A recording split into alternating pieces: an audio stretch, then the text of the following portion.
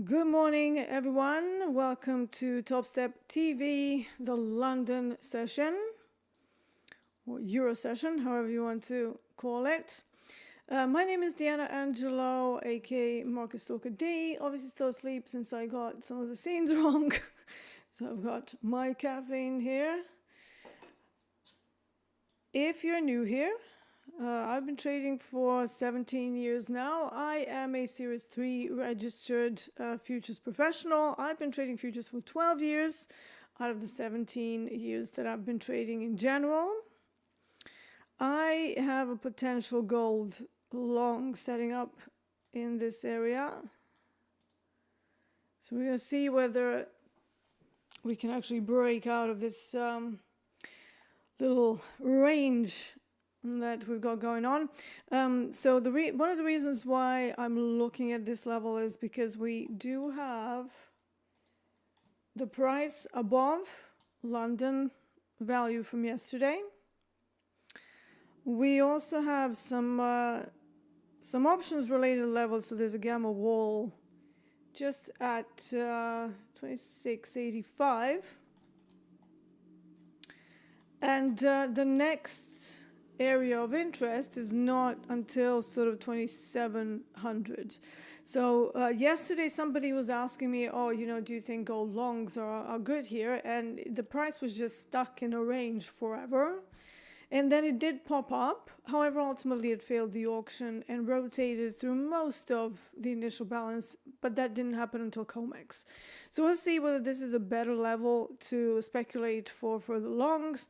The first point of resistance will be that initial balance high, obviously, and then the next one is overnight VWAP at 26.90. If we can battle through that, there's not much to stop this from going back up to 2700. So I am in a combine because one of my XFAs is being transferred into live. So I need to wait until that is completed before I continue trading over there. Let's have a look at some of the other markets. I do have a potential setup in DAX, which would be a long, but we obviously still don't have DAX on this platform. So we're going to stick with gold and see whether we can get anything out of that. But beware that that is an out of hours market, and sometimes it can be pretty quiet until sort of the overlap, so much closer to COMEX times. Let me just have a look at some DAX levels on the upside. Okay, that's fine. Yeah, so let's have a look at some other markets as well. Crude oil. Let's see what's happening in crude. Crude oil has been very quiet. However, it's a good indicator for RBOB, which is sort of its counterpart, and it's more liquid.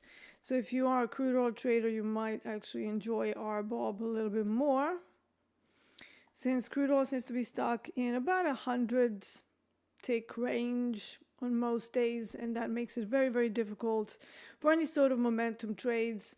So unless you're, aiming for 20-30 ticks, it's not that comfortable to trade. But RBOB does a similar thing. However, compared to the 100 ticks we get in crude oil, we actually have over 400 ticks, and that's a pretty decent range. So I've been focusing a little bit more on RBOB instead. Obviously, not for this time of day.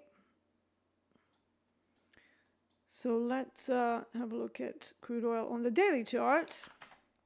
I start every day by looking at the daily chart. I am a little bit hoarse for some reason today, so I don't know whether it was the weekend activities or what, but I seem to be a little bit hoarse today.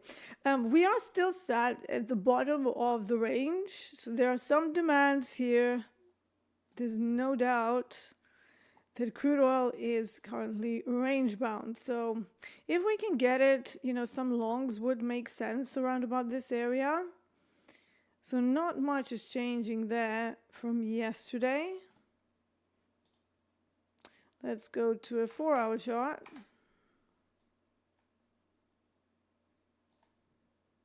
Some expansion of the range and then ping back to the middle.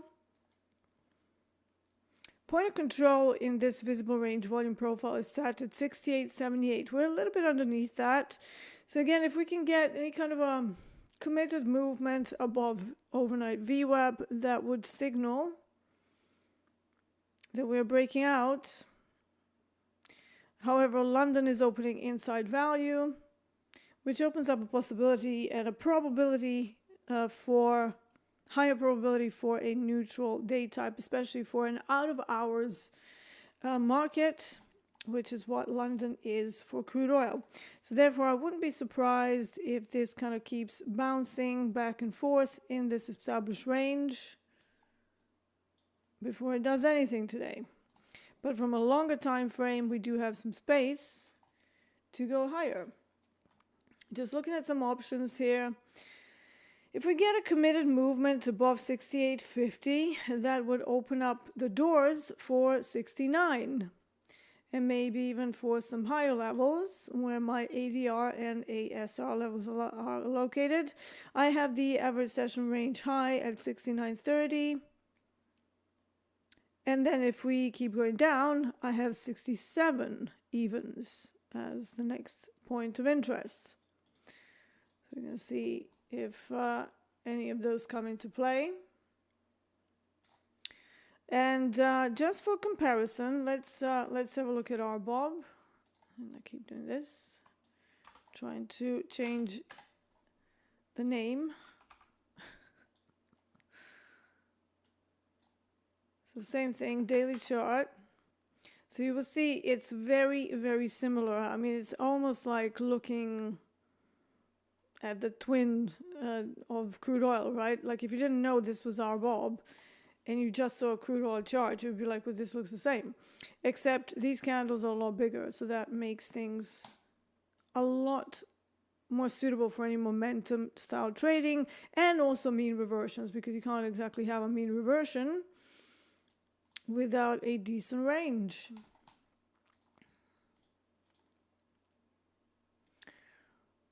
Okay, let's have a look at platinum maybe.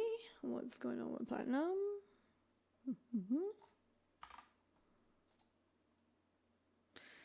Platinum is trying to test the demand level that the market reacted from yesterday. Are we going to get another long? Maybe. Right now it's sat right at overnight VWAP and having a bit of a reaction from GX2 level. But some of the more major levels are actually located higher up on the intraday time frame. So let's have a look at that.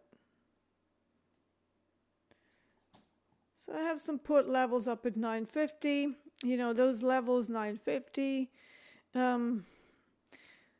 975, 910, 900, those have been in play for like the last few months. So I'm not that surprised to see that they're still in play. But yeah, if we cannot break and sustain below the overnight VWAP confidently, then yeah, longs are still in play on platinum. We also have the CPI this week, which might bring some copper into consideration. So I want to have a look at copper on a higher time frame to maybe prepare for that. I think that's on Thursday, if I'm not mistaken. Copper has been a little bit muted recently, apart from like an odd jump here and there. And that's because of the volatility, right? So we looked at that on the CME website and we saw that the volatility was way down. So until that comes back, it's always going to be a bit tricky finding decent trades in copper. But let's have a look at the daily chart. So it is trying to unglue itself very, very slowly. I mean, if you were trading these 3 days, that would be very painful. Look at that, 3 dojis. Tight range. I mean, ouch. Yeah, wouldn't want to be doing that. Even for range-bound trading, you still need, you know, some sort of a range. If you don't have that, it's always a little bit tricky.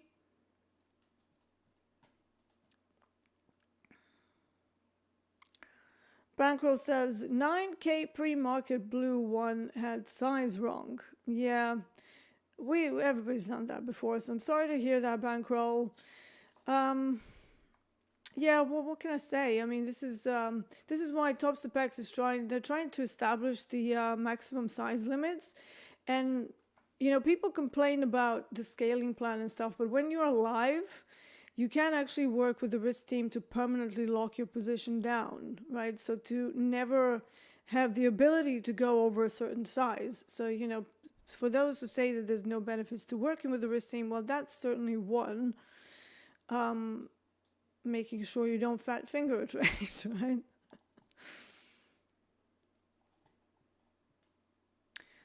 Bankroll also says silver was easy long. Now, I don't know, NQ should go up, gold should continue up.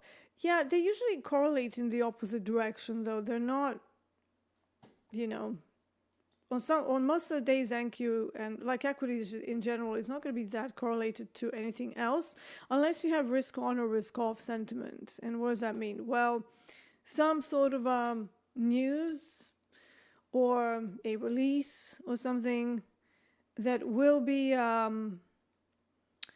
that will be more conducive to the overall market state, right? So not just affecting one picture, but affecting everything across the board. Like, for example, if you have, you know, a CPI release, that's going to affect most things, right?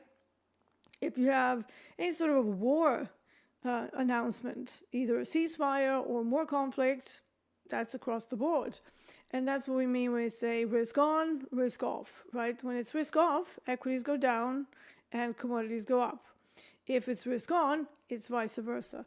Same thing can happen if we get some bad news from China or good news from China, because they are a big economy and they tend to have a big impact on, especially some of the demand on crude oil, for example. No, I'm from Serbia, Francesc. Yeah. I don't even know what my accent is anymore. I was born and raised in Serbia up until I was about 20 years old.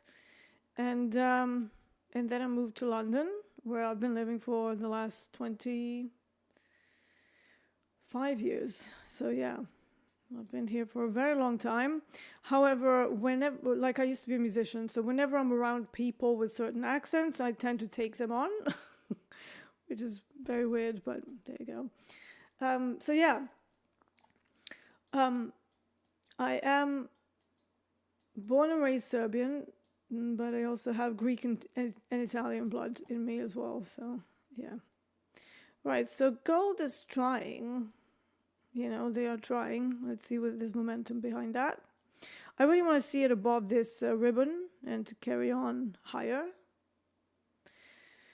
So yeah, copper, if we get a good look at this daily chart, it has room to go up. Now, obviously, it depends what the CPI news does. Last time when we had CPI numbers, copper went up quite a lot. So we'll see whether that happens again.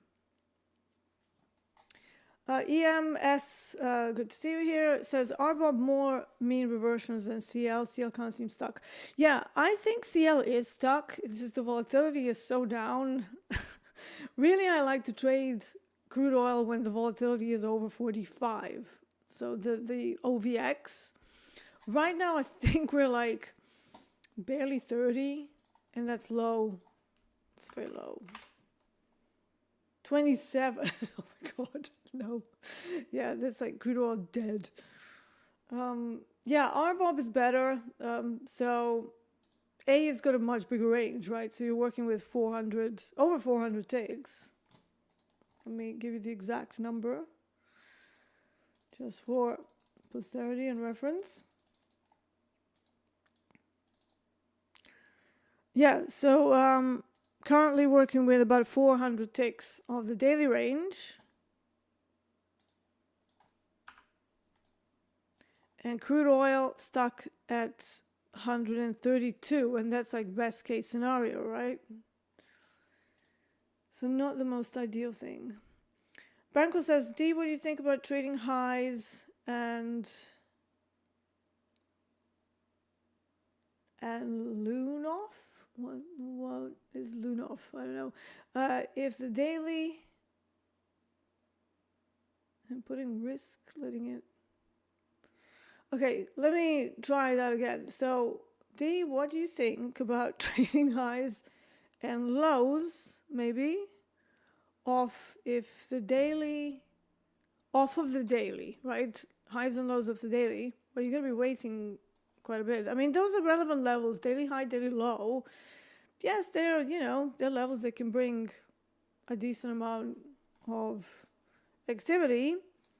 But personally, I don't trade that way. And then you say letting it play out. So letting anything play out to me is a matter of context, right? Where are we opening in relation to yesterday's distribution curve? Where are we in the overall chart location? Does that allow me to get a bigger risk reward on the trade or not? If we are clearly stuck in a range-bound market, picking the low of the day, which is probably going to be quite close by in that case, and then letting it play out, that's not going to work intraday because you're going to be waiting for a long time, and then you'll be in a trade for 5 hours and you'll be making 20 ticks. Okay?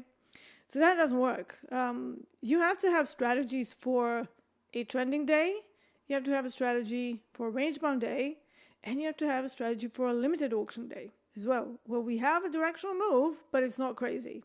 That means some sort of mean reversion might come into play, and then at one point, if you go back to the low of the perceived regular trading hour session range, maybe you can find another trade there. You know, on range-bound days, I always tend to trade more, but it's not easy, right? And remember that the median average for getting profitable across a wide variety of market states is like 5 to 7 years. It's not going to be quick. This is a very difficult job, and it's a very difficult skill to obtain. And furthermore, because you are always fighting against yourself.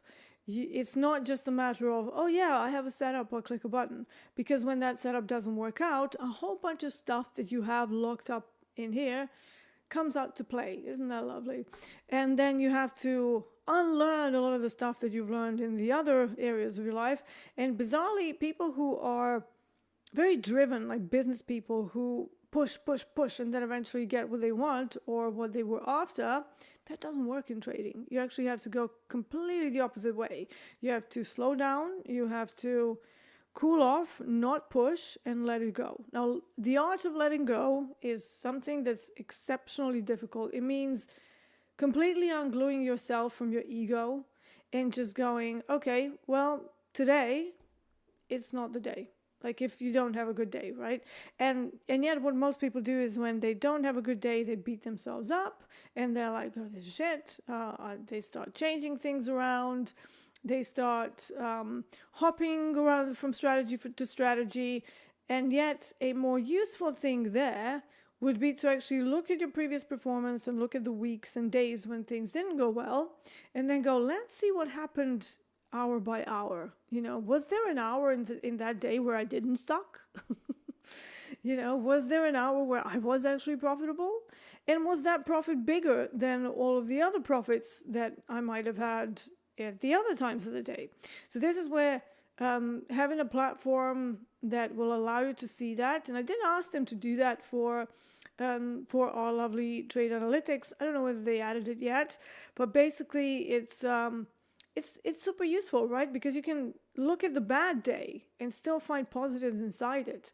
So if you see that most of your losses, let's say, came from the open, because the open is very difficult to trade, regardless of what you might have heard on the internet, unless you're like very experienced and super quick, you probably won't be able to make the open work. Because if you're wrong and you don't have tight risk limits and you don't have tight ideas of what a good stop loss is and where your stop loss should be, you will always be doubting. So you're going to keep trying and you're like, wait, is the setup right? I think it's still there.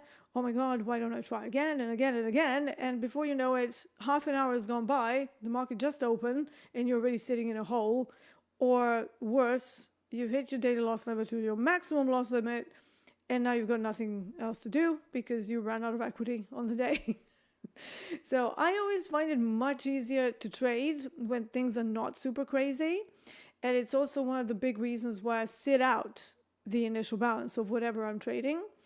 And usually you will see me do my first trade after sort of 10 a.m. Central, maybe 9:30, but generally it will be closer to the euro close, right? Because at that point we know which side of the initial balance they extended, if any. We already know that they wanted to take it a certain way, and then whether they failed or succeeded, that's also going to become obvious at that point. It's always intriguing to me to look at people who just can't help themselves. As soon as the market is open, they start clicking buttons, and it's like, take a deep breath, relax, it'll be okay.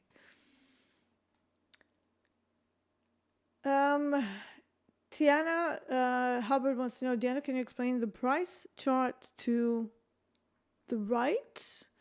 Is the dome, you mean? This is just what we refer to as the depth of market ladder. So what it is, it's all the available orders from the exchange directly that are available for this particular product. So these numbers are coming directly from the exchange itself.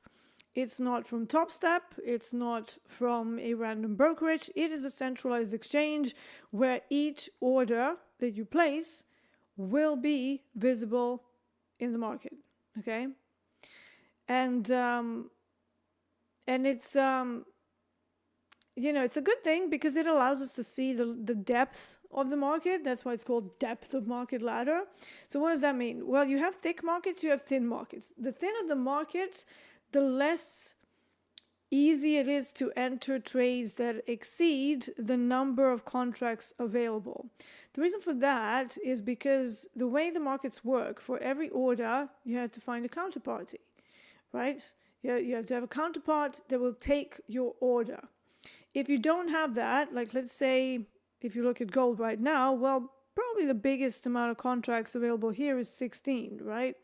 So if you were to be trading 20 lots, which is not a terribly large amount, I mean, it's a decent amount, but in the grand scheme of things, it's not that big a size, you would have to wait, right? You would have to wait. So you would put in the order, and then they will fill some of it at, let's say the current order, and then they will wait until the market moves to the next price level to fill some of the others. And that will keep happening up and down, depending on the settings of your platform. You can have fill or kill, which means fill everything or nothing. So just fill all of it or cancel. So just don't fill partials. Or you can have it fill partials. Now, I always used to set it on fill or kill until such time that I started trading a little bit larger. And then I found the need to control it myself. This is where scaling into your maximum default position size comes in. But that's not averaging in willy-nilly and increasing your position size by 100%, which is what most of you do. You enter one, then you enter a second one, then you enter a third one. That's a 300% increase in your default position size. That's supposed to be presumably 1 on these combines. And even that's too much. So the averaging into position should be done only when the logistics of the market conditions call for it, right? It's either that you don't want to get a bigger loss right away, and yet, let's say you've set the default position size to 3, right? 3 minis. So naturally, if you enter with all 3, and let's say you are using a similar stop loss to mine, like 35 ticks, if you get down for all 3, that's going to be over a grand's loss. Yeah, it's going to be 1,050. for the entire position loss. Now, if you have a big account, that's not that big of a deal. But if you don't, if you still only have like 5 or 10K in your XFAs, that's a lot of money to lose, right? That's like 10% or more. So basically what you can do with larger position sizes is when you have multiple contracts, is to utilize the averaging in order to get a better average price. So rather than getting a worse average price, you get a better average price, but you need to be very sure of what your setup is. That's where the confidence comes in. If you don't have that kind of confidence and you're not sure whether you should be in with 1, 2, 3, 5, and you're not even sure what your default position size is, just pick one position size, usually in micros, until you sort that out and just keep it consistent. You can scale out, but don't scale in, because that just leads you into temptation, right? So you scale in once, or you start with, let's say, 5 micros is your max position size, and then you start with 5 micros, and then it dips against you, and the next thing you know, you're in with another 5 micros. That's 100% increase in your position size, and it's not your default position size. So be careful doing that. I see a lot of people doing that, and I'm just like, facepalm. So have a plan. We talk about plans all the time. So that is effectively, the whole point of doing this, having a plan for everything. And yes, even scaling in. If you don't have a plan, you're just going to find yourself in a situation where you're bumbling around, and then you'll be like, well, when do I scale in? I don't know. Now? And should I scale it again? Should I go into a full position? Is this setup good enough to get me into a full position? Or does it suck? And therefore, you maybe want to use a smaller position size. Do you even have probabilities about your setups? If you don't, just don't mess with size, right? Like I said, enter with one size and scale out. But the problem with people doing sim versus live trading is that they think the sim fills are super easy. However, as Deeyana pointed out, what is the price chart on the right? Be careful of trading live and then going over the amount of contracts that you have available per every single price, because that means you're going to be waiting. And that's usually when we hear people going, oh, this is terrible. I got a terrible fill, and they were like trading 10 and 15 contracts on NASDAQ. And it's like, look at the dome on full NASDAQ, right? 2, 5, 6, 4, 3, 6, 12. So next time you hear some doofus complaining about the live not filling them and having terrible fills, just compare the depth of market to what they were doing, and then you will see that what was happening is that they effectively were trading over the amount available on per each price level, and therefore the market functions in a way where the larger the size, the less priority you have. I don't know whether you guys know this, but the smaller the size, the higher up you are in the queue for your orders to get filled, right?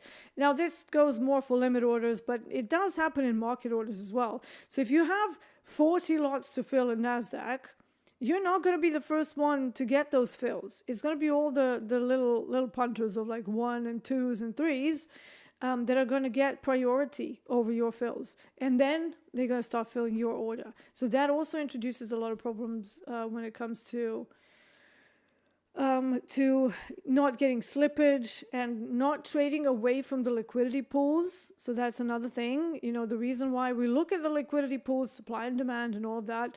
And if you look at the NQ chart, where would be the liquidity pool? Well, let me auto fit this.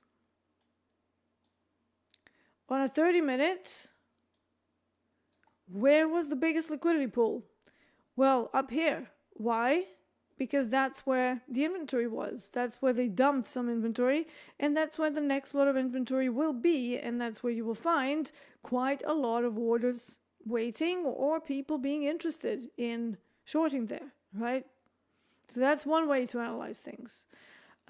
Just having a look of where the previous larger orders happened and then figuring out what to do with it.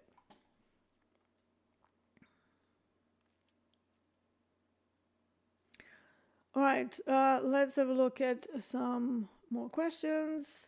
CPI and copper, what's the idea behind that? Copper has always been sort of a contraindicator of the economy's strength. So when the economy is doing well, the demand for copper falls. But when the country is not doing that well, for some reason, the copper demand rises. I'm not a fundamentalist, right? So I cannot give you like a study on why that is, but I know that that's how it behaves. So copper as a product is extremely sensitive to inflation. And it could be something to do with the fact that gold was traditionally used to protect people from inflation, right? They would buy gold. So anytime you have the danger of inflation rising, they were buying gold. But maybe that's shifted a little bit into copper now as well, you know. So yeah, but I'm not a fundamentalist. I'm a technical analyst mainly. And I'm well-versed in profile, well-versed in options, and, you know, but asking me to explain, you know, the relationship between macro this and macro that, and I'm going to be like, well, I know sort of basics of it, but I'm not going to call myself an expert. Like, I know the basics of crude oil demand and supply, but is that enough for me to run like fundamental trades that will last me forever and ever, and, you know, be in charge of a company that actually deals in physical crude oil? Probably not. I would probably have to grow quite a bit. Paul H is here. I think I'm going to see you, Paul H, on Thursday, right? Call C, I'm not IT support, so when they wake up, make sure you get in touch with them. And you say dashboard profits are inaccurate. Dashboard does have, you know, issues at time to time, but that shouldn't, yeah, I think they had a general problem like yesterday and the day before, so yeah. Yeah, let's see. Bankroll also says, taking down daily average range for candles and playing all holding a daily. Yeah, again, bankroll, it's the same thing of context. You know, some days if you have a big trending day, those averages are not going to do anything because you're in an outlier day. And, you know, recognizing those conditions is probably more useful than just going for complete simplicity. You know, we do say keep it simple, but also don't keep it so simple that you don't really realize the market state. So you still have to have some way of, you know, reading market state with ease and with, you know, something obvious. Limiting yourself to just doing one thing might be suitable for a complete novice. Now, I don't know how long you've been trading. If you've been trading for 3 months, 6 months, that might be an appropriate thing to do. But the longer you do this, the more you will realize that you do need to develop different strategies, okay? I'm somebody who uses 4 different things in order to get the market sentiment correctly on the day, right? That's my style of trading. That is my methodology. That doesn't mean that you have to do the same, because if you look at, you know, Hogue, you look at Dakota, you look at Rips, we all have very, very different styles, but we all generally come to the same conclusion about the day type. Now, what's that? That's just time spent in the market staring at the stuff day in, day out, and learning how to behave and how to approach a day that is range bound, a day that is an outlier, and a day that is the norm. So figure those 3 out, and, you know, you'll be good to go. It's not easy, and it's time consuming. So yeah. Item, I don't know whether there's a bug on Topstep dashboard, but it sounds like there is. So I don't know whether it's affecting everyone, but yeah. Okay.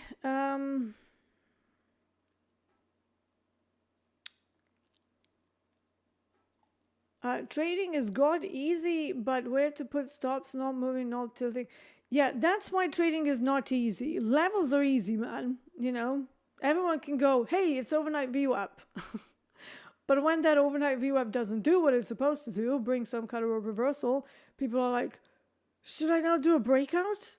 Huh? And that's where the problem starts, right? So not having enough levels, or, you know, if you have a level, it never gets reached. That puts people on tilt because they do a whole bunch of stupid shit in the run up to the level. And then when their level is there, they have no more equity left on the day. It's like, why you do that to yourself? So that's why we say trading is difficult. You know, it's not the levels. Like, I can teach you probably the entirety of my method in like 2 weeks flat if you have enough brain power.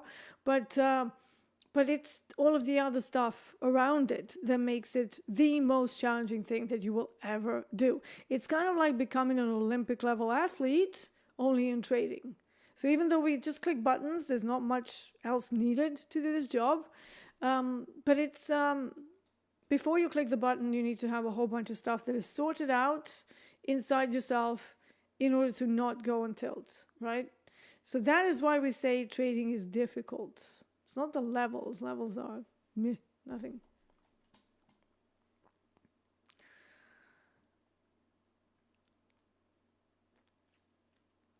Paul H says, totally agree, Dee. It's the hardest part for me as I run 2 companies. I'm used to making it happen. Yeah, I was the same way for a very long time. In fact, you know, I was kind of lucky that I started with swing trading first. Otherwise, if I started with intraday, I probably would have had a much more turbulent journey in trading than I had. And even so, you know, over the years, I was profitable, but I still had times when it wasn't like consistent. Like, I was making money, but there was a lot of like up and downs in that P&L curve. And then, you know, over the years, you kind of try and smooth that out if you can help it, if the market state is behaving itself, you know, and you do everything in your power to make sure you are not creating a huge variance in the P&L. Whether it's downward or upward, that's another thing. But huge variance is always a bad thing. So whatever you're doing, even if you're in a drawdown, a slow bleed is always a better thing than a huge drop, than a big up, but it sort of doesn't bring you to scratch, and then a big down. So we try to avoid that. That's why I preach position sizing. That's why I don't want you guys to go in pull porking it at 15 lots every time.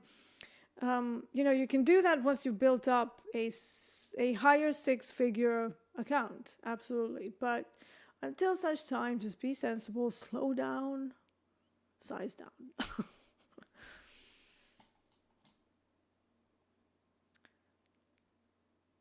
Let's see. Lazy Lion says, hi Dee, would it be enough to run the session volume profile from 7 a.m. to 9 p.m. GMT on DAX, taking early and late DAX into account? Or should it be just from 8 a.m. open to the 4:30 close? So I actually run DAX on 2 sessions, right? So I can show you my chart because obviously we don't have DAX on Topstep. And your question is related to DAX. So in expectation of DAX coming to us, I am going to show my charts. So hopefully I won't get in trouble from production by doing that. But, you know, I have to answer the question, right?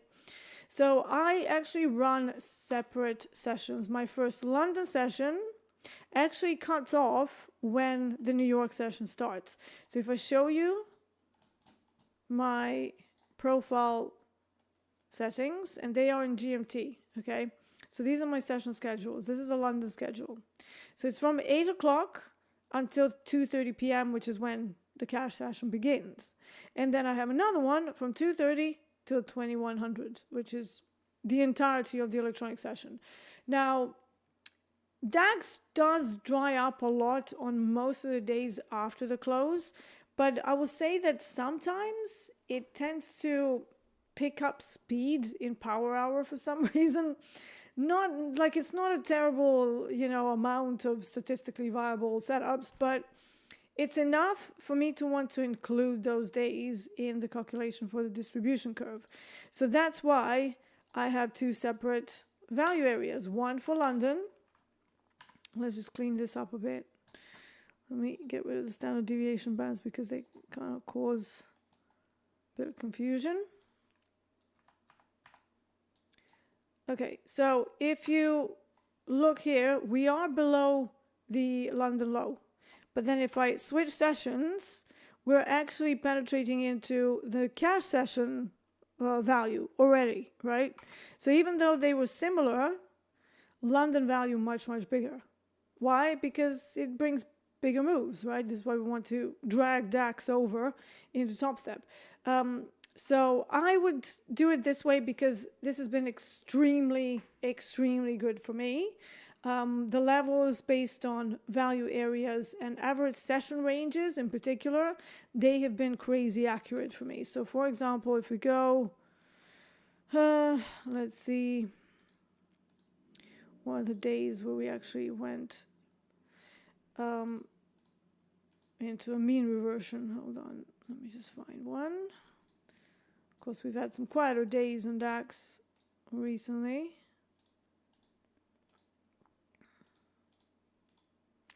Okay, so here are the levels from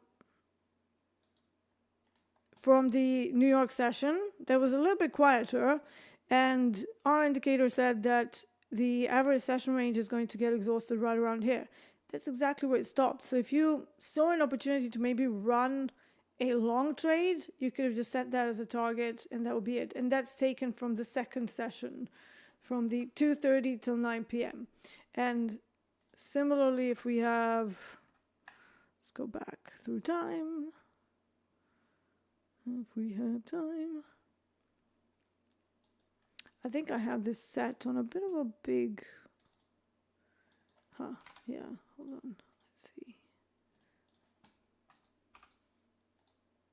Yeah, so I have this set for something else. So if I now show you the London session here, this is basically a backtest mode, right? So you don't have to like go anywhere. You will see that this is showing me, let's say, average session range low. We exited the value area, so it was an inside day, but we exited, went into a value low rejection setup, passed VWAP, and then went straight to average session range low, which on the day was located here. And then we revisited that during the overlap when I like to do my setups on DAX. It did a perfect reversal, auction fade into a full failed auction and carried on crawling upside very slowly. However, this would have been my main setup, right? So when that sets up, it's beautiful. And the average session range low that you see here for London, that's not taken from, the entirety of 8 a.m. or 7 a.m. all the way down to 4:30, yeah? And I don't take Eurex into consideration at all. So that's something to keep in mind. Like, I don't really care much about Eurex. Because it's such a small exchange, and it just doesn't, once London kicks off all of the positions and stuff, it just doesn't, it engulfs all the volume and anything that was done in Eurex. So to me, it doesn't serve a purpose. And the levels that we use this way, we did test them to death. There's a reason why we picked those particular hours. We tried to cut it off at sort of midday, but we felt that those value areas were not particularly accurate. So we're like, well, let's see what happens if we include the overlap as well. Are those levels reactive? And they were. So we decided to make that a default on our indicators.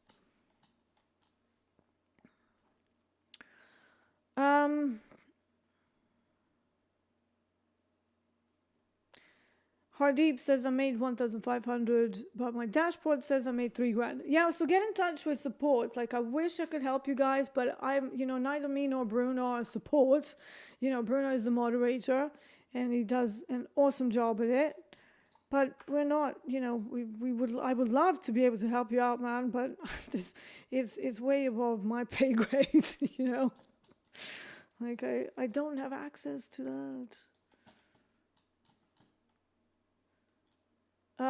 Yeah, I was on MetaTrader 5 from AMP Futures there, but we are working on getting some of our indicators into NinjaTrader pretty soon, actually, already in potentially Q1 in next year.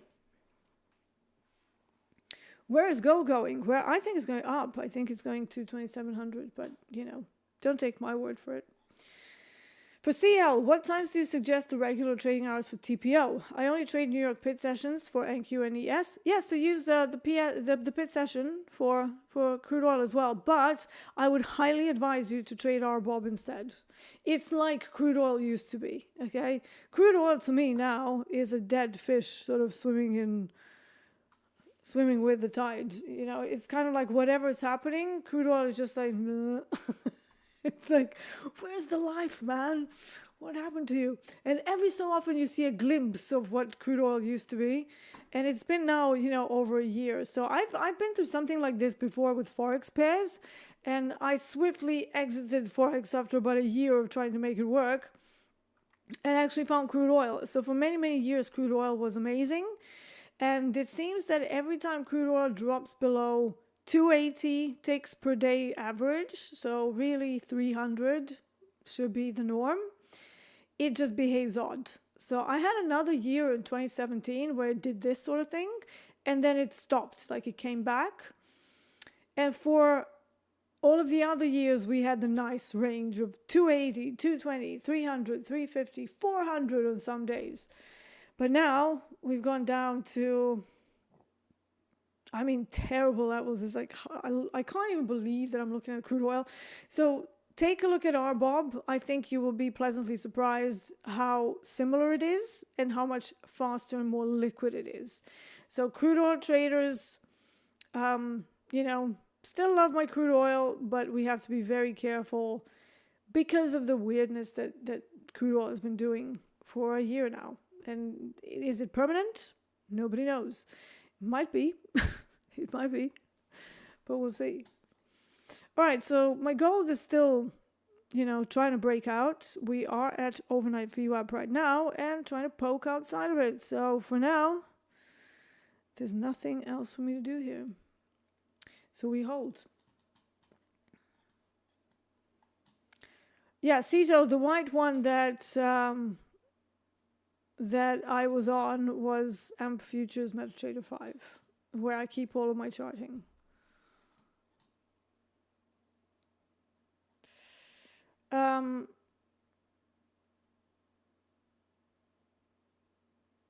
Yeah, so bankroll, yeah, good for you. If you can continue doing that consistently, you've got something going. But yeah. Neural says, long platinum, what do you think? Well, let's have a look at platinum.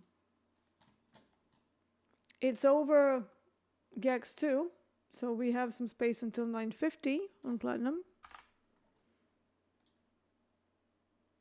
The breakout is not really giving me that much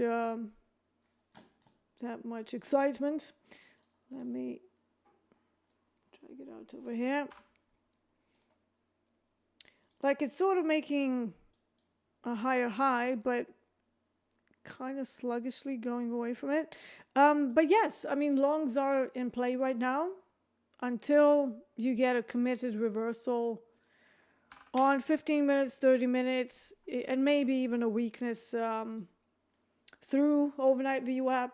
Longs are in play. Like this, that's I would agree with that assessment. However, like I said, the momentum seems to have slowed. Let me just see what's happening with the delta for a second.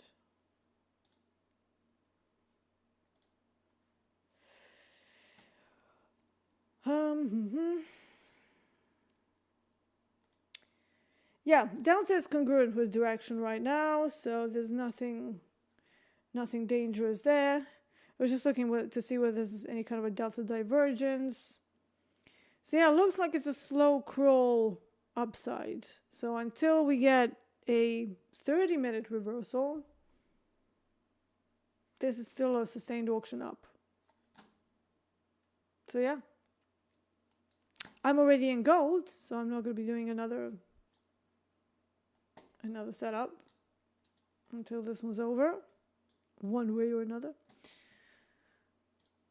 But yeah, platinum golds look pretty decent. Wes says, looking forward to the market stalkers indicators on Ninja. That will make it fully functional on Topstep as well. Yeah, that's right. Edward says, do you just use basic bookmap settings or you add stop, iceberg indicators, and mentor queue? So I have my mentor queue on TradingView because I think it kind of simplifies things. I think it would be a little bit, just by, like, I like to have a zoomed out view of whatever is going on, right? So if you see any of my charts, I will always have, you know, big levels and multi-time frame stuff going on. But I'm like that, right? I like a lot of information and I can take in a lot of information at this point in my life. But I wouldn't want to, like, for example, if I had the levels on, even on a 100-tick chart, I think my brain would just not really process it the way it should be. So I keep bookmap pretty much default. However, I have an absorption indicator there as well, which I think it really helps if you're looking for a particular level and they're trying to push it, and then nothing happens. That's an absorption. Now, bookmap have made a really, really nice automatic absorption indicator. So you don't even have to stare at the orders. It just spews out these like rectangle thingies. So I do use those. But I don't use their iceberg orders and stuff. For my products, iceberg orders, they're just not, like, they're not really that useful because most of my products are pretty thin. And even if you wanted to, you can't hide. There's nowhere to hide. Why? Because there's just not enough contracts. So if you look at platinum, I mean, how...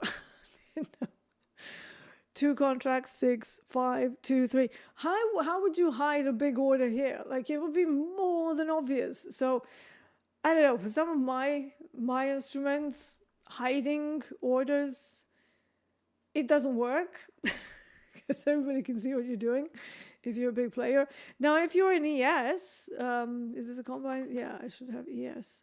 I actually decided to stop paying because obviously they're transferring the funds over. So I have to stop paying for the equities on my live as well.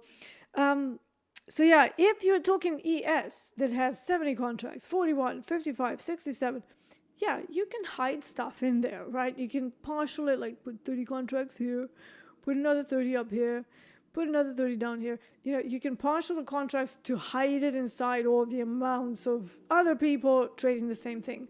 But, you know, for my instruments, you can see icebergs and like anything of the sort that they might attempt a mile away, a mile away. So much so that I don't even think they're, I don't think I've ever seen iceberg orders in platinum. So, you know, you usually have hedgers that, like, who uses platinum, gold, and stuff. It's either producers of the actual commodity or it's the users, like jewelry, you know, or let's say in copper you have heating products or telephones or, you know, stuff like that that might be buying large amounts of copper, but still they're not going to be playing games, right? Usually hedgers are exempt from daily reporting requirements, and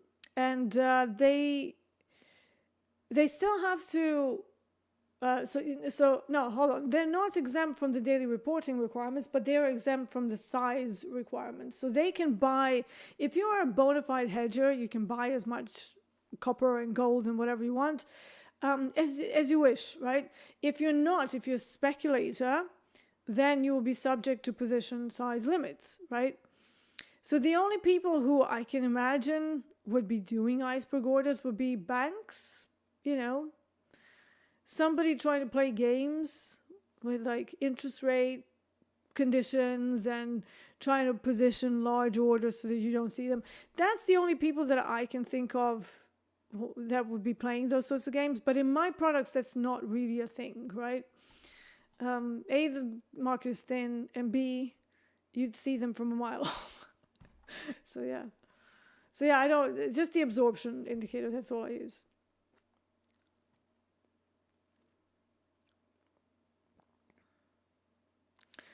DAX is sticking or VWAP not picking a direction after IB, creating a P structure. Yeah, so P structure still means longs. As long as we're above VWAP, that's still longs.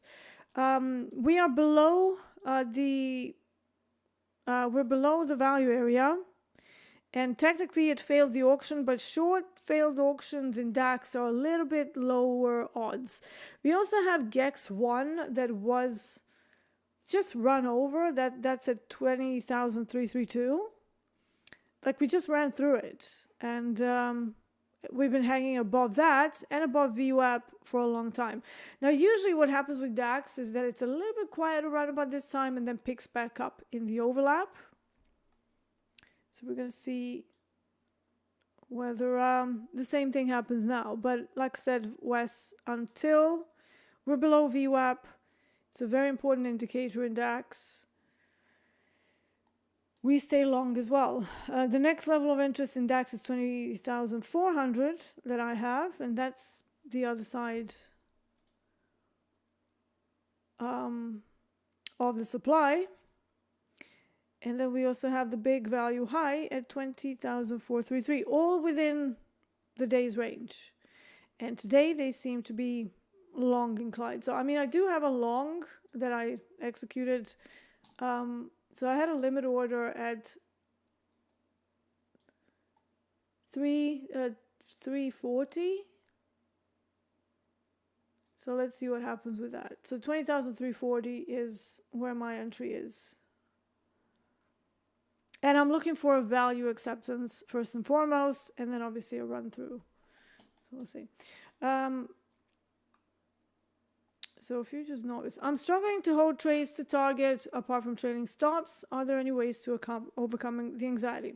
First step would be to go back test. So did your trades that you bailed out of actually go to target, and how many times?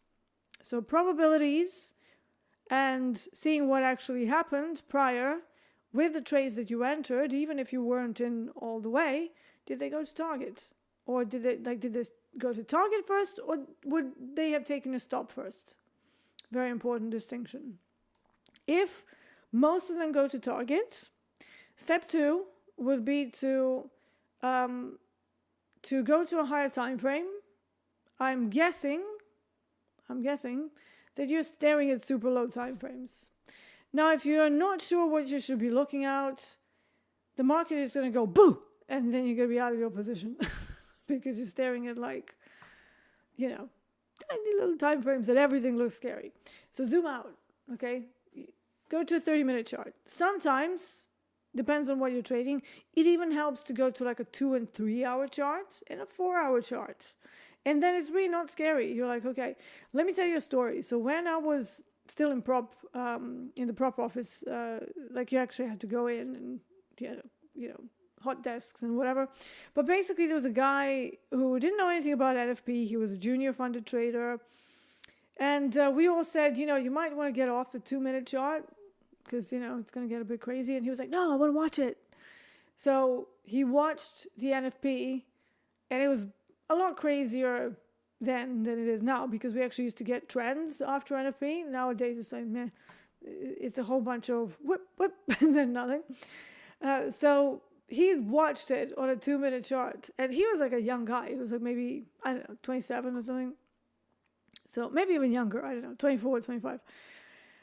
And all of us are like on 4 minutes, 4 hours, daily charts, trying to snipe, supplies on a larger time frame, see where they turn it around, and he's like staring at a 2-minute chart.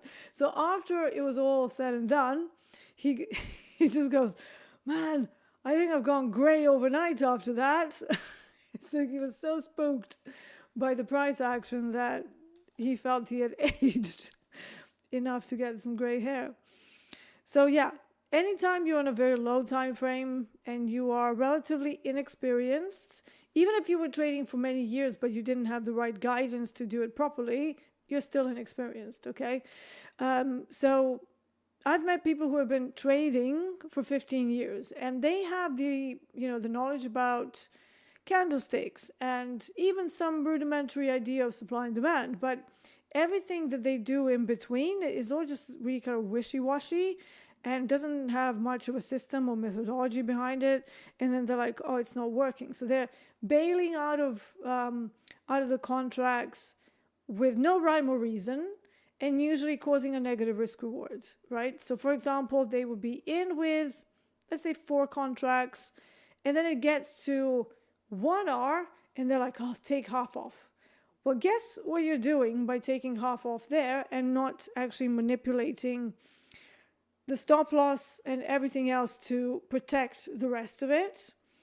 You're causing a negative risk reward if you're not protecting your stops, and downside is the same way. So if you're not cutting your stop in half when it gets half into the drawdown, and yet you're cutting off profit at 1R for half, what are you doing? You're creating a negative risk reward because you will take a full stop out, but you will only take partial profit at 1R, which is nothing. So really, if you're going to partial, either partial a third, if you can, at like 1R, or ideally, when it gets to 2R, if you're aiming for a bigger trade, partial half. At that point, you don't even have to move your stop loss because net, you're now at 0 risk.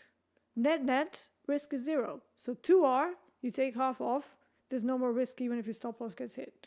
That's how I prefer to do things if I'm going to hold a trade, until the cows come home. So beware of the statistics around it.